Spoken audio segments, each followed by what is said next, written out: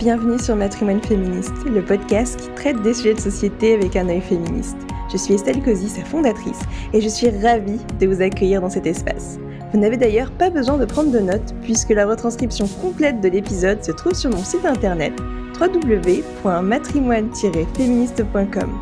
En attendant, je vous laisse rejoindre ma conversation avec mon invité du jour. Bonne écoute! Bonjour, bonsoir aux personnes qui nous écoutent. Je suis en compagnie de Hélène Dex-Van Ruiz et Muriel Garnier, avec qui nous allons parler de leur guide pour une intelligence artificielle égalitaire. Hélène et Muriel, je vous laisse vous présenter de la manière dont vous le souhaitez. Alors, merci Estelle pour cette invitation. Donc, moi, je suis Hélène Dex-Van Ruiz, je suis directrice RSE Diversité Inclusion et je suis également copilote du groupe de travail Les Femmes et l'IA au laboratoire de l'égalité. Donc, merci Estelle également pour cette invitation. Alors moi, je vais vous raconter un peu mon parcours pour vous expliquer pourquoi j'ai rejoint le laboratoire de l'égalité. En fait, je suis tombée dans la marmite de l'informatique ou du système d'information dans les années 70. Après mon bac scientifique, j'ai rencontré un conseiller d'orientation qui m'a dit: l'informatique, ça va être l'explosion, il faut aller dans ce secteur et les femmes auront un rôle important à jouer. Donc, j'ai fait une maîtrise d'informatique appliquée à la gestion d'entreprise, c'est-à-dire que j'ai surtout appris à appliquer l'informatique dans l'automatisation de processus. Et donc, j'ai fait 40 ans de carrière professionnelle dans ce qu'on a appelé le système d'information. Donc, j'ai fait moitié conseil, donc conseiller comment la technologie pouvait apporter de la valeur ajoutée, donc dans les industries cosmétiques, pharmaceutiques, automobiles. Et puis j'ai terminé ma carrière 15 ans dans l'industrie nucléaire, dont 10 ans en tant que directrice des systèmes d'information, ou ce qu'on appelle DSI. Et là vraiment, c'était passionnant. Et mon objectif, depuis que je suis tombée dans cette marmite, était toujours de montrer comment les technologies pouvaient apporter une valeur ajoutée aux différents métiers. Mais malheureusement, pendant ces 40 ans, j'ai vu toute l'évolution technologique, puisque j'ai vu le PC, j'ai vu le web, etc. Mais j'ai aussi vu la disparition des femmes dans ce secteur du numérique. Aussi, j'ai décidé, en 2017, quand j'ai arrêté de travailler, de rejoindre le laboratoire de l'égalité, où là, j'ai pris la responsabilité du groupe de travail Les Femmes et l'IA. Et donc, depuis 2017, avec Hélène, on copilote ce groupe de travail et l'ensemble des réflexions. Et je suis également membre du bureau du laboratoire en tant que trésorière. Super, merci pour vos présentations. Déjà, pour commencer l'épisode, j'aime bien en tout cas poser les bases pour les personnes qui nous écoutent, qui n'ont pas forcément les connaissances et qui vont les acquérir grâce à cet épisode. Et du coup, je me disais que ce serait bien de pouvoir expliquer ce que c'est, par exemple, déjà le secteur de la tech, du numérique, de l'informatique. Enfin, c'est des mots qu'on entend beaucoup et on ne sait pas forcément à quoi ça s'y rattache. Et également, j'en profite pour faire une double question, parce que ça va en sens aussi avec ça, avec ce que tu disais, Muriel. C'était par rapport que tu as pu voir que les femmes, elles ont disparu de l'informatique, donc pourquoi pas avoir une petite rétrospective pour savoir qu'est-ce qui s'est passé et du coup, quelle est la situation des femmes à l'heure actuelle dans ces secteurs? Alors, le secteur de la tech, comme on dit aujourd'hui, en fait, c'est un raccourci pour dénommer des technologies de l'information et des télécommunications et de la communication. Et en fait, ça regroupe, j'allais dire, tout ce qui touche les équipements informatiques, les PC, les serveurs, les réseaux, etc., plus tout ce qui est applicatif et tout ce qui est logiciel, édition de logiciels. Le secteur du numérique, en fait, ce sont les entreprises qui produisent ces équipements, globalement ces équipements, et ces services liés à l'information. Donc en fait, aujourd'hui, on fait un équivalent ou un amalgame entre technologie, tech et numérique. Alors, moi, je voudrais juste déjà planter des chiffres clés de ce secteur. En 2022, le secteur du numérique était valorisé à peu près à 90 milliards de dollars, euros plutôt, en France, et à peu près 5-8 milliards pour l'intelligence artificielle. C'est le secteur le plus en croissance. On a vu en 2022 6,5% de croissance. En moyenne, un secteur d'activité, c'est 1 à 2% par an. Le secteur de l'IA, est en ce moment en pleine expansion. Aujourd'hui, on fait des prévisions à 7 ans. D'ici 2030, alors ce sont des prévisions, on aura certainement une croissance de plus de 1400%. Donc on va atteindre, d'ici 2030, à peu près plus d'une centaine de milliards de dollars au niveau mondial. Ça va représenter, d'ici 2030, à peu près 30% d'emplois. Donc c'est un marché en pleine expansion et effectivement, on n'a pas aujourd'hui, et on a, comme on le constate, l'absence de femmes. Donc, Hélène, je te laisse donner les chiffres de la présence des femmes. Je voudrais juste rajouter la définition de l'IA, parce qu'on en parle beaucoup. Alors, je ne sais pas, Estelle, si tu connais bien ce que ça recouvre, mais on est passé d'un mode de programmation qui était du codage. Ce qu'on appelle du codage, c'est du programme. C'est comme une langue, comme apprendre le chinois, l'anglais, etc. À maintenant des systèmes qui sont capables de générer des outils qui essayent d'imiter ou en fait de faire l'équivalent de l'intelligence humaine. Donc ça veut dire qu'aujourd'hui, on essaye de reproduire les comportements humains dans l'aide à la décision, dans la créativité, dans l'apprentissage. Et c'est comme ça alors vous avez dû en entendre parler, de l'apprentissage par les machines, le machine learning, la reconnaissance faciale, enfin tous ces outils qui permettent de s'approcher de l'intelligence humaine. Donc c'est ça qu'on nomme, en fait c'est un sous-domaine du secteur numérique. Alors moi je voudrais juste rebondir sur les quelques chiffres que Muriel a cités il y a quelques instants. Moi il y a un chiffre qui m'interpelle toujours, c'est le fait de dire que aujourd'hui les 2 tiers des enfants qui sont en maternelle exerceront un métier qui n'existe pas encore. Donc 2 tiers c'est 66%, ce qui est juste énorme et ce qui prévaut effectivement de la croissance du secteur du numérique et de l'énorme terrain de jeu d'opportunités que le numérique et la tech présentent. Donc pour revenir sur les femmes et l'IA, les filles dans les STEM, les femmes dans la tech, en fait, on s'aperçoit aujourd'hui qu'on a un déficit criant de femmes dans la tech et ce déficit, en fait, on parle de 27% de filles qui sortent des écoles d'ingénieurs et seulement 17% de femmes qui sont dans le numérique. Donc on voit qu'on a vraiment un énorme écart, que les femmes ne sont pas suffisamment représentées dans ces secteurs. Et en fait, il y a deux points. C'est-à-dire que en 1980, on avait quasiment une parité dans les écoles d'ingénieurs. On avait autant de filles que de garçons. En fait, il y a eu une rupture en 84. Alors, je ne me l'explique pas pour l'instant, mais 84, on a basculé. Et puis, dernièrement, 2019, quand il y a eu la réforme de l'éducation nationale avec les maths, en fait, on s'est aperçu qu'on avait perdu 20 ans. Donc, on était conscient du fait que depuis les années 90, on n'avait plus assez de filles dans les STEM et de femmes dans la tech. Donc, les associations, l'éducation, les entreprises œuvraient pour qu'il y ait un retournement de cette situation. Et avec cette réforme, on a effectivement perdu 20 ans. Donc, soit une génération. Et le chiffre le plus criant, c'est qu'en 2021, il y a 0,94%, donc c'est-à-dire moins de 1% de filles qui ont choisi la filière NSI, numérique et sciences de l'informatique au bac. Et donc là, c'est juste terrible parce que ça veut dire qu'on a un énorme trou dans la raquette. Et moi, ce que je voudrais rajouter par rapport à ce constat, c'est qu'aujourd'hui, les filles ne sont pas assez nombreuses dans les STEM, ni donc dans la tech, mais il faut savoir que on attend dans la tech des filles qui soient scientifiques, mais également des non scientifiques, parce qu'aujourd'hui il y a de la place pour tout le monde.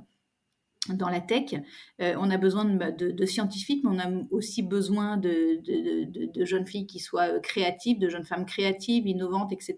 Donc, il n'y a pas de frein. C'est comment on fait pour que les filles puissent se sentir libres de rejoindre la tech. Et puis, le deuxième point qui est criant, c'est la mésinformation au niveau des métiers. On n'a pas suffisamment de métiers au niveau de l'orientation quand les filles doivent choisir leur orientation, qui, de surcroît, arrive beaucoup trop tard. Mmh. Bah, merci beaucoup à toutes les 2 pour, ces présentations. C'est très, important en tout cas de poser les bases et je voulais juste me permettre de rebondir, par rapport à ce que, tu disais, Hélène, pour pourquoi il y a eu, bah, cette rupture, pourquoi les femmes, ne se sont éloignées des secteurs du numérique, parce que j'ai quelques hypothèses, après bien sûr à approfondir, mais c'est ce que j'avais entendu en tout cas, parce que d'après ce que j'avais entendu, bah, la première programmeuse informatique, c'est Ada Lovelace, c'était une femme vers le 19e siècle et à cette époque, bah, il y avait beaucoup de femmes parce que c'était brandé ainsi. Du coup, on disait que, bah, l'informatique, c'est plus pour les femmes, du coup, il y avait beaucoup de femmes. Mais en fait, à partir du moment où, bah, je schématise, je généralise évidemment, je pense que c'est beaucoup plus complexe que ça, mais à partir du moment où les hommes, ils ont pu voir, qu'il y avait une opportunité dedans, et ben, ils ont pu, évincer, bah, ils ont évincé les femmes. Surtout qu'en fait, il y a toutes les actions de communication qui sont mis en avant et je pense que le point culminant, ça a été l'arrivée de l'ordinateur personnel dans les familles, enfin dans les foyers, parce que ça a surtout été donné à des petits garçons, plus qu'à des petites filles et du coup même, quand on parle de Game Boy, c'est tout de suite brandé, garçon, il y a pas de Game Girl et s'il y avait une Game Girl, peut-être que les choses auraient été différentes, par exemple. Ou Game Kid. Ouais, Game Kid, complètement. C'est encore plus inclusif et c'est en une meilleure forme. Je suis complètement d'accord avec toi. Et même pour rebondir aussi un peu encore ce que tu disais, parce que tu disais qu'on a besoin de tout le monde dans la tech et je suis d'accord avec toi. Je pense qu'aussi que c'est important de prendre en compte tout ce qui est, soft skills, pour, bah, pour avoir des carrières accessibles à tous et toutes. Il y a un autre chiffre qu'on peut apporter en complément de ce que dit Hélène. C'est aussi, et moi je pense que ça aussi c'est dramatique, au bout en moyenne de 10 ans de carrière, plus de 50% des femmes quittent le métier du numérique, justement parce qu'il y a cette ambiance un peu de geek qui n'est pas du tout inclusive pour les femmes. Et là, c'est difficile de constater ce chiffre parce que vu l'investissement en formation et 10 années de carrière, et là, vous avez plus de 50% de femmes qui disparaissent et qui se reconvertissent dans d'autres métiers qui ne sont pas du numérique. Oui, ça, c'est le fameux phénomène du tuyau percé, comme on l'appelle. Et pour compléter ce que vient de dire Muriel, c'est qu'en fait, pourquoi est-ce qu'elles quittent, pourquoi les femmes quittent-elles la tech et le numérique? Parce que, faut le dire clairement, il y a un environnement qui est sexiste et qui est plutôt misogyne, dans lequel elles doivent évoluer et qui est de moins en moins facile et qui attire de moins en moins les jeunes filles qui en sont tout à fait conscientes. Donc, elles sont pas attendues dans les écoles d'ingénieurs, mais elles sont pas plus attendues dans les entreprises, même si effectivement beaucoup d'entreprises se sont emparées du sujet et essayent de faire des plans de formation, des plans de sensibilisation, des plans de carrière pour les femmes, mais très clairement, il y a un vrai problème de sexisme et de misogynie. Mmh. Oui, c'est aussi les chiffres que j'avais entendus, et je trouve ça vraiment malheureux que tout ce qui est, sexisme, même, il y a des femmes qui peuvent subir du harcèlement, ce genre de choses et c'est vraiment très triste, très malheureux, très problématique et bah, comme vous disiez, il faut mettre en place des actions, concrètes pour pouvoir attirer, retenir et fidéliser ces jeunes femmes. Parce que c'est pas tout de dire: «Venez, dans notre secteur, c'est super», mais si derrière il y a pas d'action, bah, c'est vrai que c'est comme donner un coup d'épée dans l'eau et du coup, en parlant d'action, c'est justement le thème de ce podcast, car vous avez écrit, un guide justement à ce sujet. Donc un guide de bonnes pratiques. Donc si vous pouvez nous le présenter, pour commencer. Alors, le guide des bonnes pratiques. Pourquoi? Alors, comment est arrivé ce guide des bonnes pratiques? En fait, il faut revenir un tout petit peu en arrière. En juin 2021, on a créé le mois de l'IA égalitaire au cours duquel, tous les mardis midi, nous avons fait un podcast un webinar dans lequel nous interviewions, les 5 parties prenantes, à savoir les entreprises, les associations, la recherche, les médias et les écoles.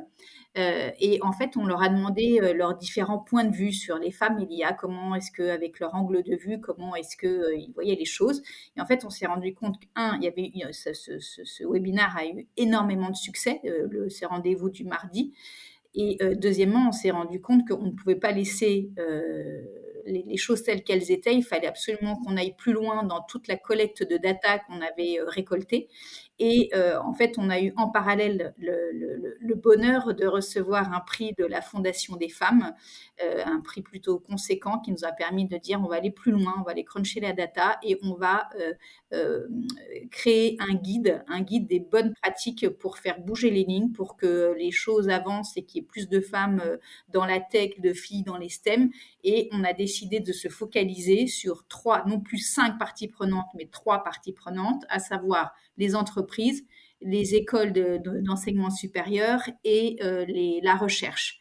Et on a mené des entretiens extrêmement qualitatifs avec des personnalités de ces 3 parties prenantes, de ces 3 environnements, extrêmement qualitatifs, extrêmement riches.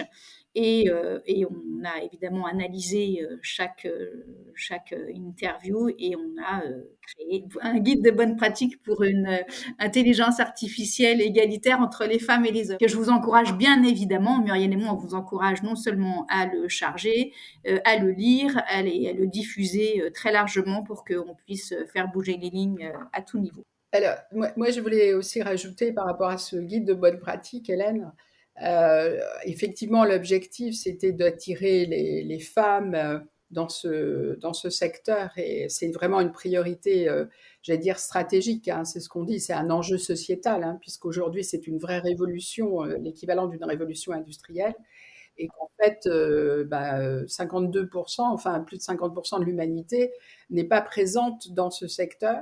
Mais il y a une double peine pour les femmes parce qu'en fait, on s'est aperçu là depuis déjà plusieurs années que les algorithmes pouvaient être biaisés et que les bases de données ne sont pas représentatives de données femmes-hommes. Et donc, il y a une double peine dans le sens où les femmes peuvent être pénalisées au travers de résultats biaisés générés par ces algorithmes et de la représentativité dans les bases de données, mais en même temps, elles ne sont pas présentes dans ce secteur. Et comme Hélène, tu l'avais dit la dernière fois, on a pratiquement 90% de développeurs qui sont des hommes. Donc, bien évidemment, intrinsèquement, reproduisent des stéréotypes et peuvent générer derrière potentiellement des biais au travers de la conception et du développement de ces algorithmes et bien évidemment dans l'historique de ces bases de données. Donc, voilà, il y a ce double objectif, la représentativité des femmes et éviter de reproduire ces biais dans les algorithmes et dans les données. Mmh.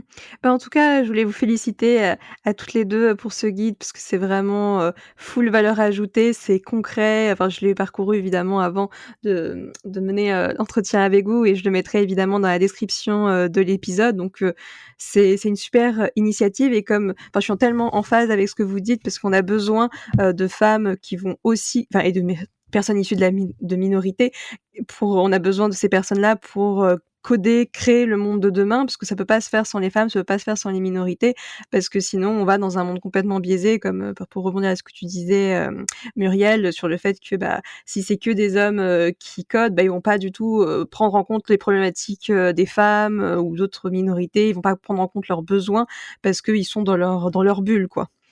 Et du coup, pour continuer, par rapport poursuivre un peu la ligne de votre guide, du coup, quelles sont les bonnes pratiques que vous avez pu, remarquer, dans les établissements d'enseignement supérieur pour commencer? Alors, il faut souligner qu'il y a une prise de conscience, dans les établissements, d'enseignement supérieur. Alors déjà, on a un manque de filles dans le vivier, des femmes ingénieures, ça c'est clair. Maintenant, les écoles en sont conscientes et elles font tout elles mettent en place des systèmes, des actions, pour, pouvoir, justement attirer. On parlait tout à l'heure, du fait que les jeunes filles avaient besoin de se sentir attendues. Donc, il y a des actions de sensibilisation, il y a des actions de sensibilisation au sexisme, sensibilisation à comment on peut lutter contre le sexisme ordinaire avec des sanctions, avec des tolérances zéro qui sont mises en place dans les établissements. On a aussi des formations, mais on a aussi des représentations, parce que les représentations et notamment les rôles modèles jouent un rôle extrêmement important pour que les filles puissent s'identifier et aller à ce moment-là dans la tech. Et pour avoir des rôles modèles, c'est pas forcément, on a tous nos rôles modèles, toutes et tous nos rôles modèles prestigieuses. Je parle toujours de nos Simone, Michelle Obama, etc. Mais en fait, il faut des rôles modèles qui soient accessibles, des rôles modèles. Alors, dans la tech, on a plutôt Aurélie Jean, on peut aussi avoir Clara Chapaz, qui est directrice de la French Tech, mais on a besoin que les filles puissent s'identifier et que on ait qu'elles aient envie, donc ce fameux marketing de la désirabilité, elles ont envie de rejoindre les écoles d'ingénieurs et la tech. Et on a également, moi je dis toujours qu'on a une répartition, on a une responsabilité tripartite, c'est-à-dire il y a l'éducation, donc les parents, l'éducation et les entreprises, donc l'éducation, les professeurs. Et il me semble tout à fait important que on ait ces rôles modèles, mais que aussi on puisse travailler d'école à école pour échanger, pour donner envie, pour ouvrir vers d'autres médias, que ce soit les podcasts, que ce soit les livres, que ce soit les films. Et puis même quand on est dans une école d'ingénieurs, on a absolument besoin d'avoir une représentation de filles au niveau des affiches, au niveau du site internet, etc. Donc il y a énormément de choses, et il y a également des lignes de référence, des référents harcèlement sexuel, etc. Donc qui sont mis en place. Donc les écoles se rendent compte, que ce soit l'école 42, que ce soit d'autres écoles d'ingénieurs, se rendent compte qu'il y a vraiment des choses à faire, et elles font tout ce qu'elles peuvent pour pouvoir, et peut-être même plus encore, pour pouvoir mettre ces choses en place. Et notamment, quand je parlais de la responsabilité tripartite, c'est aussi sensibiliser les parents. Est-ce que ça, on l'a eu lors des entretiens qui ont mené au guide, un directeur d'école d'ingé qui nous disait que quand ils sont sur un salon d'orientation, les jeunes filles, elles viennent souvent avec leurs parents, et quand elles se dirigent vers un stand d'école d'ingénieurs, il y a un frein qui se fait de la part des parents en disant non, non, faut pas aller, là, c'est pas un milieu pour toi. Et ça, il faut absolument travailler là-dessus, parce que si bien sûr que les écoles d'ingénieurs sont un milieu pour les filles, bien sûr qu'il faut les pousser à aller dans la tech. Pourquoi ? Parce qu'elles sont sous-représentées et qu'elles seront mieux payées. Alors que si elles vont dans la com, dans la RH, dans le care, elles seront en surreprésentation et elles seront bien moins payées. Et c'est pour ça qu'il faut absolument encourager les filles à rejoindre les STEM et la tech. Mmh. Oui, je suis entièrement d'accord avec toi que c'est hyper important que les femmes, enfin les jeunes filles et même les femmes puissent avoir des rôles modèles, parce que ça va les inspirer, leur donner confiance, elles vont pouvoir se projeter, et si on se projette, elles pourront dire: «Bah, c'est pour moi», alors que si elles voient que des garçons, elles vont se dire: «Bah non, c'est pas pour moi». Enfin du coup, tu parles très bien, qu'il y a des biais, des stéréotypes qui sont à tout niveau, au niveau des parents, au niveau des professeurs, au niveau des étudiantes elles-mêmes. Et du coup, ouais, c'est important de mettre ça, en avant pour qu'on soit conscient, de ces problématiques pour pouvoir les résoudre. Parce que comme ça donne une sorte de ligne, une sorte de plan d'action, on sait par où commencer, et ça, on va dire, c'est le premier step à faire, c'est, déconstruire les croyances qu'on peut avoir sur ces sujets-là. Mmh. Et moi, j'ajouterais également, alors je dis que c'est toujours d'utilité publique, mais la projection du film The Hidden Figures avant l'entrée dans les écoles d'ingé, mais dès le collège ou dès le lycée, je trouve que ça devrait faire partie d'un parcours obligatoire pour les classes généralistes, pour que ça permette d'engendrer davantage de plus aller rejoindre ces parcours-là, en fait. Oui, je comprends ce que tu dis. Les Figures de l'ombre, c'est vrai que c'est un très, très bon film. Je l'ai vu plusieurs fois car je le trouve vraiment, super, parce que du coup, ça montre vraiment la situation, des femmes, enfin qui étaient là, enfin qui ont permis, d'envoyer l'homme sur la lune, en fait, tout simplement. Enfin tout simplement, c'est énorme, en fait. Et c'est surtout de le faire rentrer. Ouais, et du coup, c'est vrai qu'on parle beaucoup, de rôle modèle masculin, par rapport à ça. Enfin, on présente, plus les astronautes, qui ont marché sur la Lune, mais on présente jamais, les personnes qui sont, en soum soum, on va dire, qui sont, les figures de l'ombre, hein. Ça illustre vraiment, bien, la thématique et c'est vrai que je trouve ça important, de valoriser le travail de Catherine Johnson et toutes ses acolytes qui ont fait un travail, Margaret Hamilton, enfin. Bah, justement, pour en complément de ce que dit Hélène, dans les écoles, il n'y a pas simplement la technique. Moi, j'ai appris les basiques de la technique, mais j'ai surtout appris comment utiliser la technologie dans un métier comme la pharmacie, comme dans le cosmétique, etc. Et donc, en fait, c'est ça qu'il faut recentrer. Parce que être astronaute, c'est fabuleux. Mmh. Alors, bien évidemment, pour être astronaute, il faut manipuler des outils intelligents, de l'IA, etc. Et donc, en fait, c'est ça qu'il faut pour attirer les filles. C'est pas simplement la technique. Certaines sont attirées par la technique, certes, mais il faut leur montrer comment on peut utiliser cette technique. Et donc, il y a une ouverture de métiers absolument extraordinaire.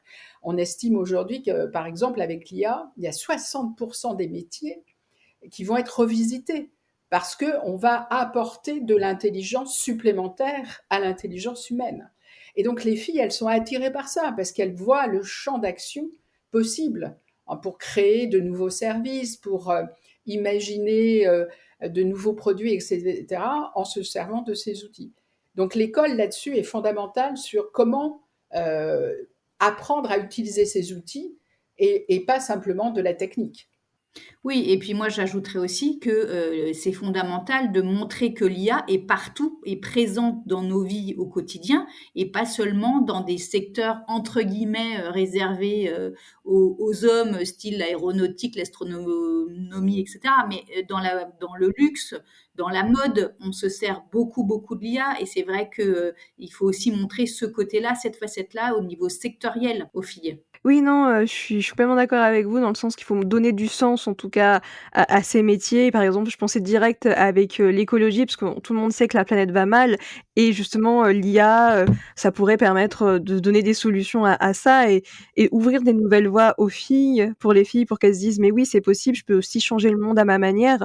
Bah, c'est ultra positif et bah, c'est positif pour tout le monde, que ce soit pour la société, la planète, enfin, c'est vraiment un vrai cercle que vertueux et surtout que l'IA, elle a vraiment explosé, bah, ces derniers temps, enfin, surtout l'IA générative, j'entends avec, tout ce qui est, ChatGPT, qui est du coup contenu, du grand public.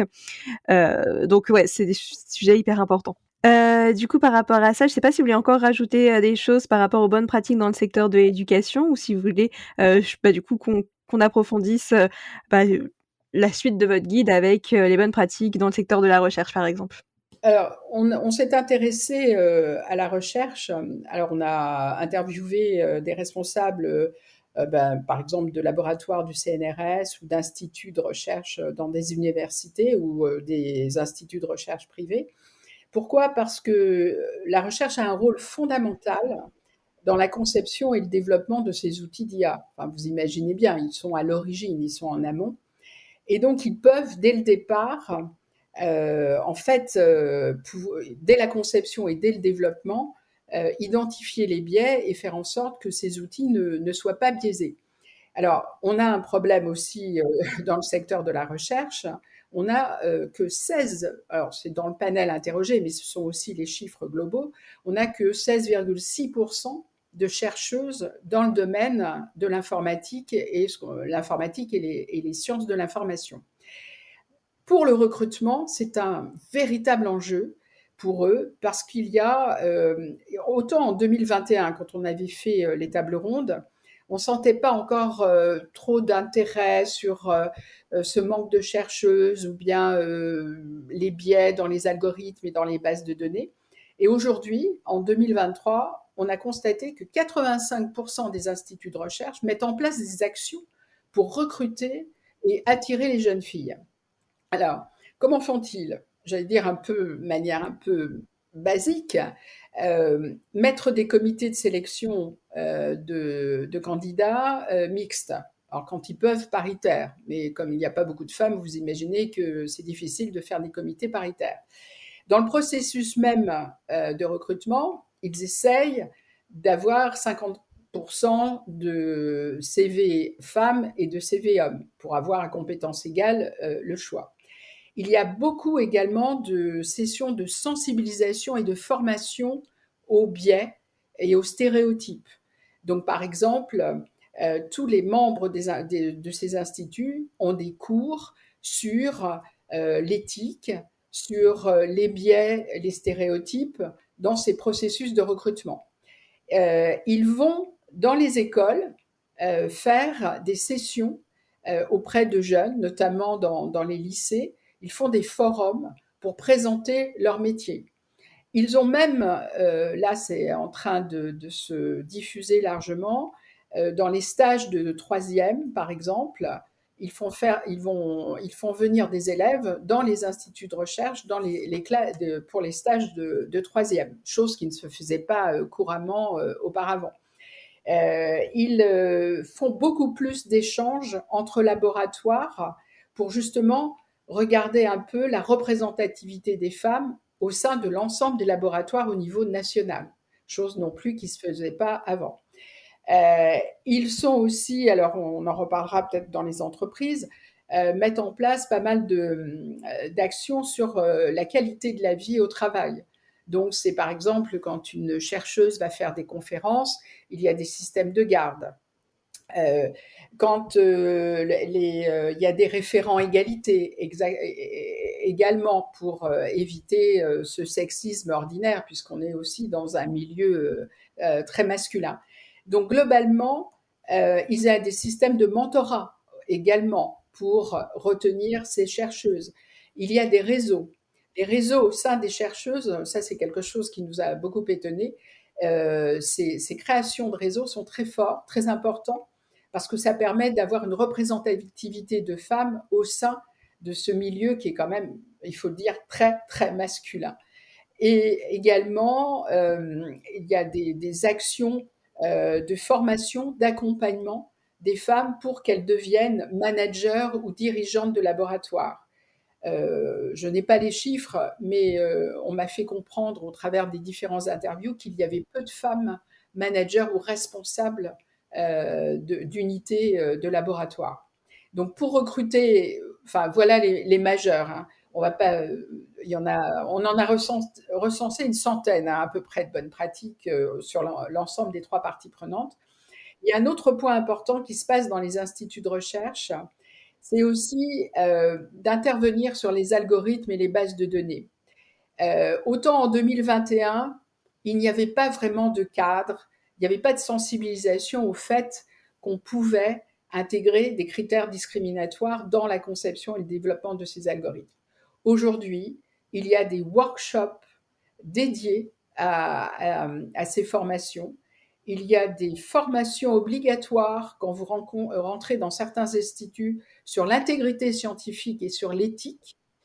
Donc vous voyez, il y a de plus en plus de sensibilisation et de formation. Il développe également des outils pour détecter et corriger les biais dans les algorithmes. Il développe également des outils pour intégrer plus de représentativité dans les bases de données, de représentativité de données femmes-hommes, puisque ces bases de données en fait reflètent la société passée et actuelle. Donc maintenant, les laboratoires se penchent sur l'intégration de nouvelles données. Donc il y a vraiment des actions maintenant sur ces algorithmes et sur ces bases de données. Et bien évidemment, toute une sensibilisation qui est faite au niveau de l'ensemble de ces instituts. Et il y a aussi un point important qui peut attirer les jeunes femmes, c'est l'interdisciplinarité. Il ne faut surtout pas laisser les scientifiques entre eux développer ces outils. Il faut associer des sociologues, des philosophes. Par exemple, aujourd'hui, vous parliez de l'IA générative avec ChatGPT et toutes ces IA qui, en fait, sont à disposition de l'ensemble du public. Et bien maintenant, c'est ce qui relève de ce qu'on appelle les large language models, ce qu'on appelle le modèle de langage. Et bien pour concevoir ces modèles maintenant, autour de la table, vous mettez des philologues, des anthropologues, des sociologues, des linguistes, parce que vous ne pouvez pas en fait générer ces modèles pour éviter ces biais. Donc l'interdisciplinarité aussi maintenant est en train de se mettre en place dans ces instituts de recherche. justement pour éviter ces biais et de fait, avoir plus de mixité dans les équipes de recherche. Waouh, en effet, il y a vraiment plein d'actions, qui sont mises en place maintenant. Enfin, je trouve ça super encourageant, ça donne plein d'espoir et je trouve ça vraiment bien. Mais du coup, forcément, il y a une question qui est apparue dans ma tête, c'est, bah, du coup, tu nous disais qu'en 2021, c'est des choses qui étaient pas encore, pas encore la priorité, on va dire et maintenant ça l'est devenu. Donc, qu'est-ce qui a expliqué, cette prise de conscience, collective pour amener vers plus de solutions et plus d'inclusion? Ben, je pense qu'en fait, ce qui s'est passé, c'est que petit à petit, on a parlé de plus en plus dans la presse des résultats biaisés. Tu as dû entendre, par exemple, bon, le problème des recrutements avec les logiciels de Google, bon, la discrimination à partir de la reconnaissance faciale. Par exemple, l'octroi des prêts qui étaient plus facilement accordés à des hommes plutôt qu'à des femmes. Pourquoi? Parce que les bases de données ne sont pas représentatives du haut passé, puisque les femmes, auparavant, quand on reprend tous les historiques, n'obtenaient pas des prêts importants. Et tout ceci s'est accumulé et a fait prendre conscience qu'on ne pouvait plus continuer dans ce modèle-là et qu'il fallait absolument prendre en compte l'éthique. L'IA, c'est très bien, on fait des choses fantastiques avec, mais il faut absolument cadrer. Et donc, il y a vraiment une prise de conscience au niveau de la recherche pour éviter ces biais et donc de fait de générer beaucoup moins de résultats biaisés. Alors moi, je dirais que cette prise de conscience, elle a été relayée, par le quotidien avec les différents scandales. Au niveau recrutement, c'est vrai qu'on parle d'Amazon régulièrement avec le recrutement, le logiciel qui avait tout simplement éliminé les CV de femmes, bon, qui a évidemment été rectifié très rapidement. Très dernièrement, on a parlé de l'Apple Pay d'Apple qui octroyait un montant de paiement plus important chez les hommes que chez les femmes. Donc tout ça, c'est des petits entre guillemets détails du quotidien qui ont finalement on connaît tous quelqu'un qui connaît quelqu'un, etc. Donc ça c'était le basique. Et moi je voudrais aussi insister sur le travail formidable qu'ont fait les associations. Alors pas forcément le laboratoire d'égalité, mais bien que. Mais il y a aussi des associations comme Girls Who Code ou je pense à Sandrine Delage avec Women and Girls, Women and Girls InTech. in Tech. InTech, ouais. On a aussi le programme d'Elisabeth Borne, 10 000 femmes dans la tech pour toutes. Voilà, il y a vraiment une sensibilisation incroyable avec un espèce une prise de conscience assez forte qui fait que les choses ont beaucoup plus bougé. Alors évidemment, après il y a eu le Covid, mais enfin, après le Covid, je pense qu'il y a eu beaucoup de choses qui sont sorties et c'est ce qui amène aujourd'hui c'est tout cet engouement pour l'IA en général, l'IA générative en particulier, et surtout le problème de diversité, donc le manque de femmes dans la tech, qui est un vrai problème, bien évidemment. Mmh. Bah, merci, de ces partages de situations qui sont vraiment, très, complètes, on va dire, pour permettre, aux personnes qui nous écoutent de comprendre la gravité, de la situation que, bah, ce sexisme ambiant avait vraiment un impact, sur tous les domaines, à tous les niveaux pour les femmes. Et du coup, oui, comme tu dis, c'est super, tout le travail que font, les associations. Voilà, je fais aussi un petit gros big up à toutes les associations qui travaillent, ou même toutes les personnes qui sont engagées pour plus de mixité dans la tech, parce que c'est vraiment quelque chose d'important et c'est des très beaux combats, qu'il faut valoriser et mettre en avant parce que c'est fabuleux. Cette adelphité, qui ressort et moi, je trouve ça très beau, de partager tout ça. Et vu que l'heure tourne, c'est vrai que c'est une façon très enrichissante, mais j'avais envie de switcher, on va dire, avec le dernier point de votre guide, du coup, les bonnes pratiques en entreprise. Alors, les bonnes pratiques en entreprise, elles sont assez similaires. En fait, c'est un mélange de tout ce qu'on vient déjà de dire, que ce soit dans l'éducation, que ce soit dans la recherche. Muriel a parlé de mentorat, donc de mentoring. On a parlé de formation, on a parlé de plan de carrière. Là aussi, il y a une prise de conscience parce que on s'aperçoit aussi que c'est un attribut de la marque employeur. Quand on rentre dans une entreprise, on s'intéresse sur la politique diversité et inclusion, où est-ce qu'on en est par rapport à la mixité, par rapport à la parité. Donc tout ça, c'est un avantage concurrentiel, donc avantage marque employeur. Également le fait d'être au fait de tous les nouveaux challenges, les défis environnementaux et sociétaux. Donc les entreprises ont également des formations qu'elles mettent en place sur les biais inconscients, les formations sur donc les biais inconscients, que ce soit pour les collaborateurs ou pour les managers. Donc il y a des choses qui sont mises en place. Il y a aussi la plupart des entreprises ont des lignes anonymes pour lutter contre le harcèlement sexuel ou le harcèlement tout court. Mais en fait, les entreprises, elles font énormément de choses. Elles font également des sensibilisations auprès des opérations auprès des écoles. Donc, il y a des vrais liens qui se créent, pas simplement pour le stage de troisième, mais pour, par exemple, je pense à IBM, qui, plusieurs fois par an, va dans des collèges pour sensibiliser les filles, les garçons. Alors, les filles à rejoindre les STEM et les garçons à montrer que c'est pas que être dans la tech n'est pas que réservé aux garçons. Donc, il y a des passerelles, il y a beaucoup de choses en transverse qui sont réalisées et les entreprises ont pris la mesure. Et j'allais parler aussi du recrutement, des outils de recrutement. C'est ça, j'avais perdu mon fil, mais c'était ça. Il y a on fait de plus en plus appel à l'IA, notamment dans le recrutement, pour avoir un recrutement totalement inclusif. Il y en a qui disent dans ma shortlist, il faut à minima qu'il y ait les deux genres, c'est-à-dire qu'il n'y a pas que je recrute, mais je veux pas 3 CV d'hommes, je veux au moins un CV de femme. Et puis il y a aussi l'opinion publique qui bouge, et ça me fait penser à ça. Il y a certains hommes qui sont particulièrement engagés, parce qu'on n'a pas parlé des hommes, mais parlons des hommes qui sont nos alliés, parce que cette bataille, entre guillemets, elle se fera pas que entre femmes, elle se fera évidemment avec les hommes.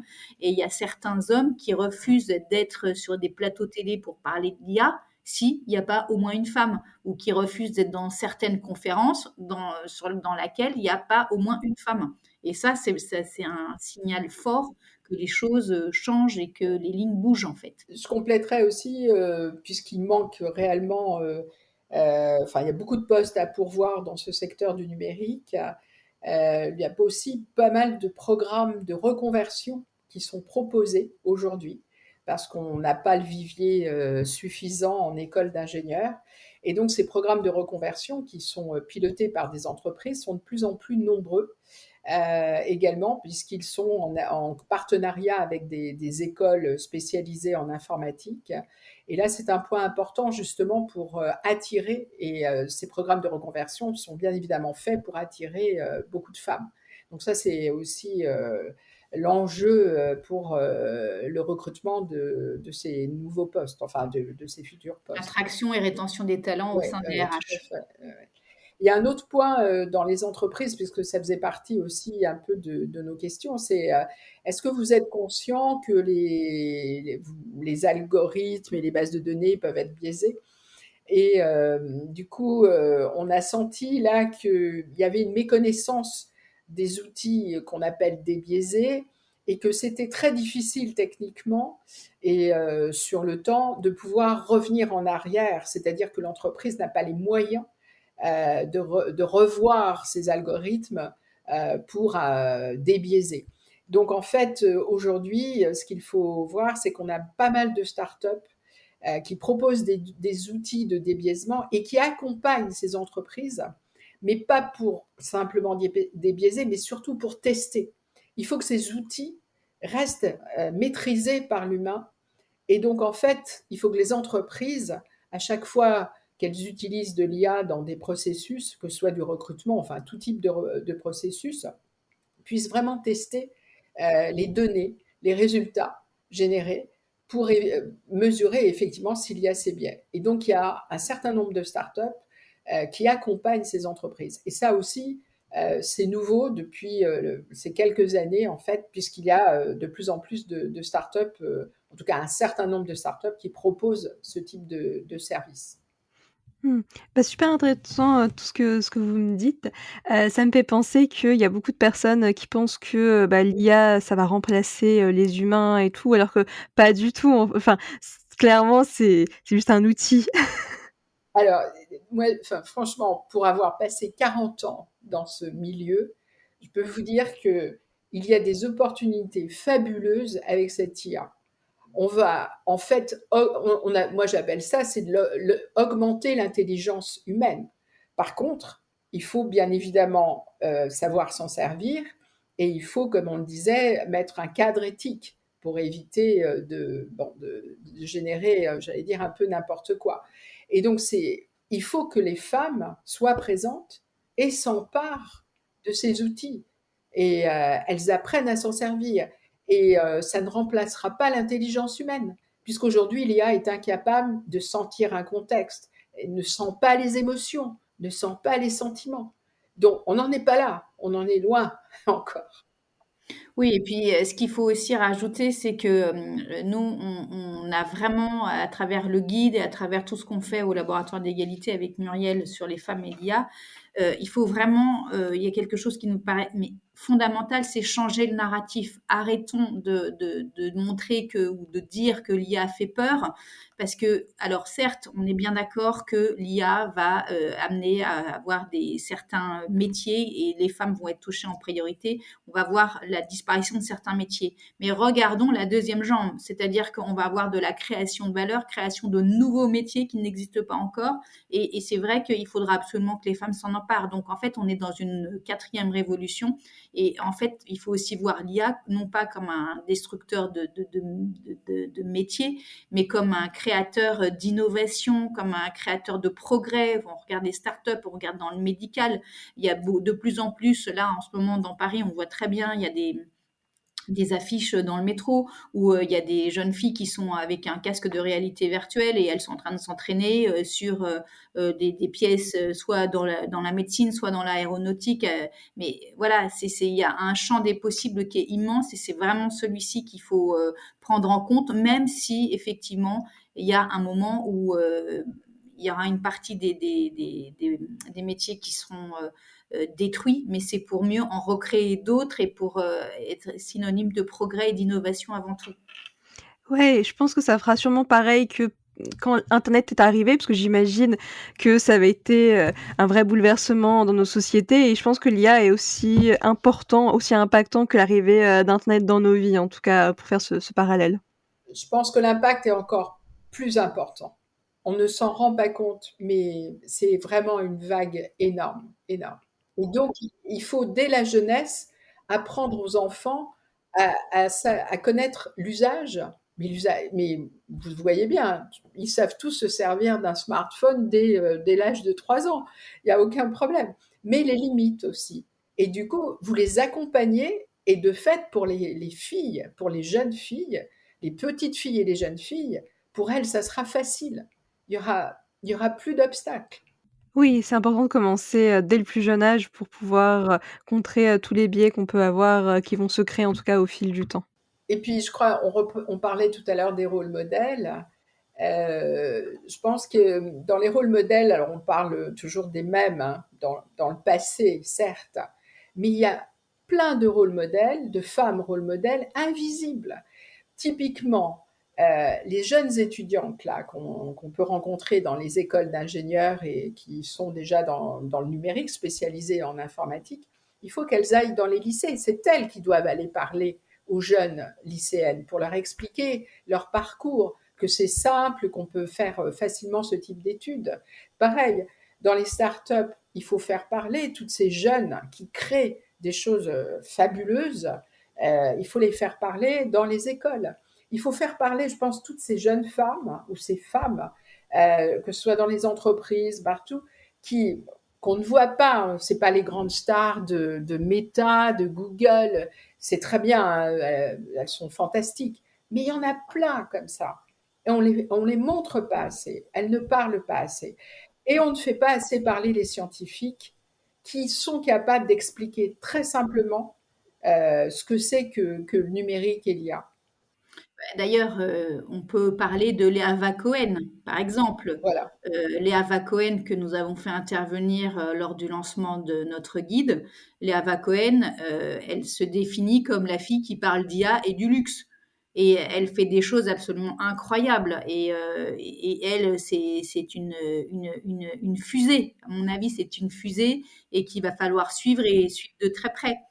Bah, on a commencé, on va dire, les questions de la conclusion, avant que que je démarre, mais ça tombe bien parce que de toute façon, il nous reste environ 5 minutes, pour conclure, tout cet échange qui est vraiment passionnant. C'est vrai que j'aurais aimé encore plus continuer à interagir, surtout quand vous me parliez, de rôle modèle. J'ai tout de suite pensé à l'association Becomtech qui fait ça, qui fait intervenir, ses étudiantes, dans les lycées, dans les collèges pour, avoir plus de rôles modèles.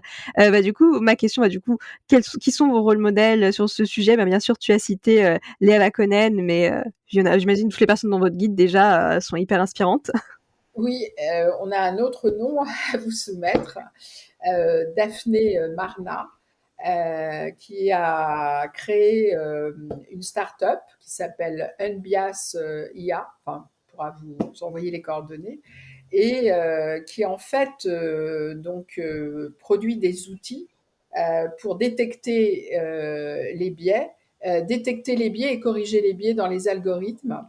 Et en fait, elle est capable justement de vous démontrer comment est structuré ChatGPT, comment vous pouvez l'utiliser, mais d'une manière très simple. Et franchement, c'est une experte, mais qui sait vous démontrer comment l'IA peut être utilisée, notamment cette IA générative. Elle vous décortique ça d'une manière très simple et elle vous explique comment vous vous en servez facilement. Oui et puis, moi j'ai envie de citer, Élodie Dratler de Wominds qui a créé un outil, pour les femmes et la tech, mais, plus ouverte, enfin plus largement sur la diversité et l'inclusion. Idem Stéphanie Gâteau. Voilà, c'est des jeunes femmes, des femmes qu'on croise, qu'on voit sur les réseaux et qui font des choses fantastiques et il faut ou qu'on voit un peu moins, mais dont il faut parler parce que, voilà, c'est en se faisant la courte échelle entre femmes qu'on arrivera justement à progresser et mettre en valeur la vraie sororité. Mmh. Merci pour ces partages. Ce sont toutes les ressources, à chaque fois que mes conclusions sont disponibles dans, le descriptif de l'épisode, donc les personnes qui voudront aller creuser le sujet, ils trouveront tous les liens, dans la description, donc merci beaucoup. Pour continuer, dans les dernières questions, quelles ressources, du coup, recommanderiez-vous aux personnes qui nous écoutent? Bien évidemment, votre guide. Oui, bien sûr. Alors si on parle du guide, on parle aussi, de l'intelligence artificielle pas sans elle, donc de la collection Égal à égal qui, a été mise en place par le laboratoire de l'égalité. Donc nous, évidemment, on vous parle de l'IA, mais dans cette collection-là, vous avez, 17 autres, enfin 16 autres, livres qui ont tous des titres un peu chocs, les femmes sont-elles des grands hommes? Y a-t-il de la place pour deux en politique? Enfin, il y a vraiment beaucoup, beaucoup de choses. Et ça, on vous encourage forcément à aller le voir. Donc, nos ressources à nous du laboratoire de l'égalité.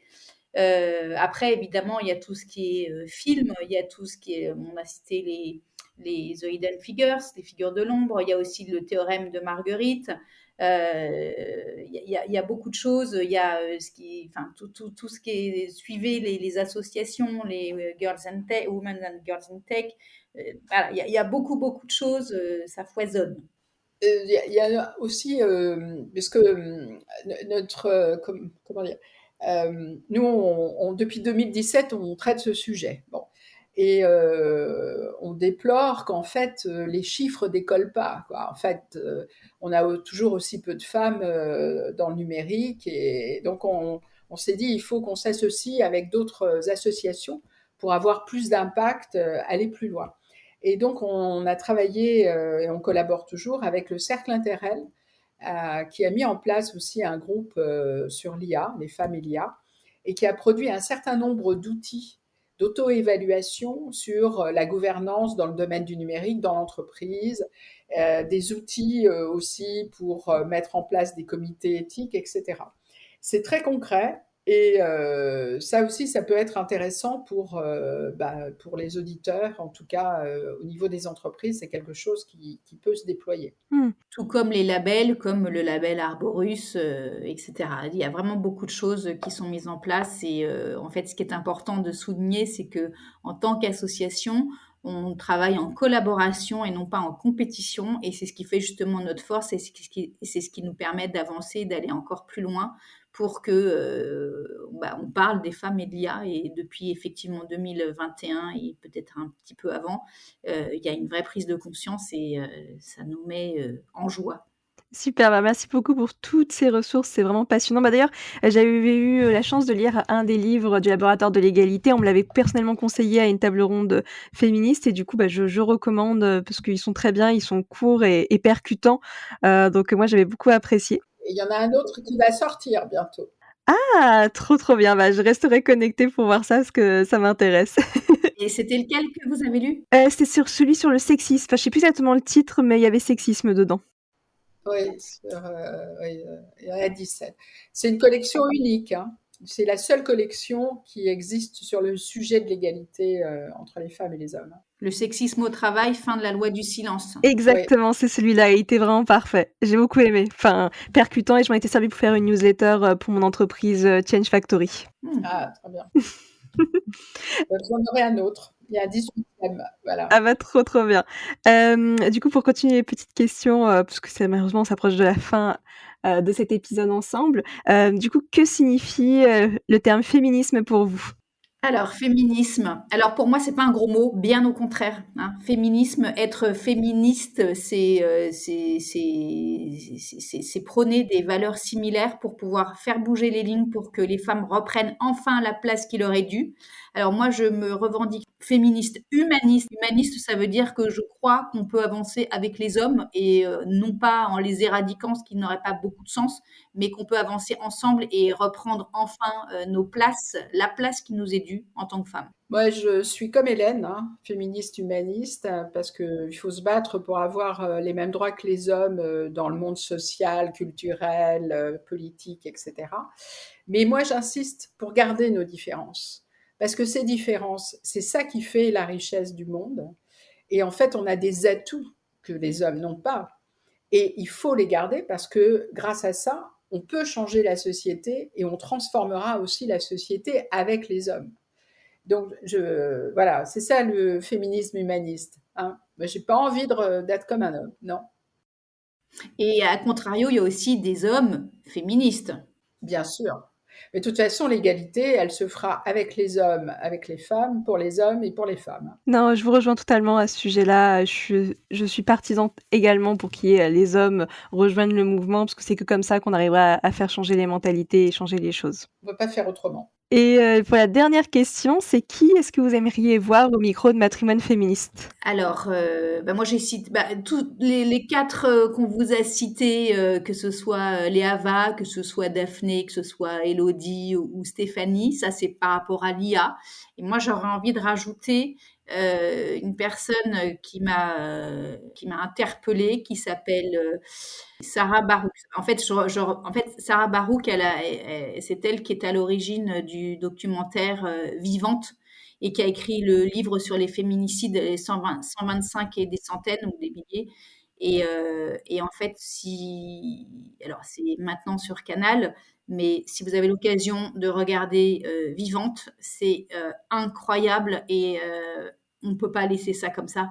Et les féminicides, c'est pas que c'est de la violence poussée à l'extrême. Et aujourd'hui, il faut vraiment sensibiliser tout le monde que c'est pas juste des numéros et c'est exactement ce qu'elle fait et elle est juste incroyable. Franchement, je te conseille Estelle, reçois-la dans ton podcast. Sarah Barouk, Vivante. Estelle, tu interviews des hommes aussi? Oui, bah, pour le moment, je vais avoir 2 hommes, au micro de mon podcast. un homme hétéro à un homme trans et en fait, j'aimerais bien interviewer plus d'hommes mais en fait, je connais plein de femmes et toutes mes interviews de femmes sont parties très vite donc ce serait avec plaisir aussi les hommes mais il faut de la place. Bah, écoute, on en a rencontré là plusieurs lors de nos entretiens. Il y a un monsieur là qui est DG de l'école Neoma, qui est en fait l'école supérieure de commerce de Rouen et de Reims, puisque ça a été associé, hein, c'est Neoma Business School, qui est responsable de toute la filière IA, qui a beaucoup de choses à dire dans le domaine de l'école et de l'IA, qui est donc Alain Goudet, il s'appelle, donc c'est un DG, un des DG, hein, puisqu'il y a plusieurs DG. Voilà. Enfin, on a quelques hommes là à te citer, si tu veux. Alors, on a aussi le responsable du syndicat national du jeu vidéo. Passionnant, passionnant le jeu vidéo. Il faut savoir qu'il y a plus de 50% de femmes dans le jeu vidéo qui produisent des jeux vidéo. Morgane Falaise. Morgane Falaise, qui est présidente de Women in Games, mais Julien Villedieu, là, qui est le DG. Et pourquoi ? Parce que tout simplement, l'État a donné un coup de pouce au secteur du jeu vidéo, parce que toutes les compétences allaient au Canada, aux États-Unis. Et grâce à un crédit d'impôt qui a été donné aux entreprises de jeux vidéo, là, il y a quelques années, eh bien, ça a donné un appel d'air. Il y a eu des recrutements de femmes. Et puis, les jeux vidéo ont changé. Comment elle s'appelle ? Lara Croft. Lara Croft, elle a changé. Elle est plus aussi violente. Et elle attire plus de filles. Et donc, il y a plus de joueuses. Voilà comment on transforme le monde. Ah bah, merci beaucoup pour toutes ces personnes. Ce sera avec plaisir d'interviewer Sarah, Morgane, Julien et Alain et parler du secteur, parler à mon micro du secteur du jeu vidéo parce que c'est un sujet aussi qui est hyper enrichissant. Mais là, pour l'heure, c'est déjà la fin de l'épisode. Donc, merci beaucoup pour vos témoignages. C'était un échange très enrichissant. J'ai beaucoup apprécié. Merci Estelle. Merci à toi pour cette invitation. Oui, merci beaucoup. Avec grand plaisir. En attendant, je vous dis au revoir tout le monde, à toutes les personnes qui nous écoutent. Merci d'avoir écouté cet épisode, j'espère qu'il vous a plu. Si c'est le cas, je vous invite à parcourir la retranscription de l'épisode sur mon site internet www.matrimoine-féministe.com et me laisser votre avis en commentaire. Cela me ferait vraiment plaisir de vous lire et de vous répondre. À très vite!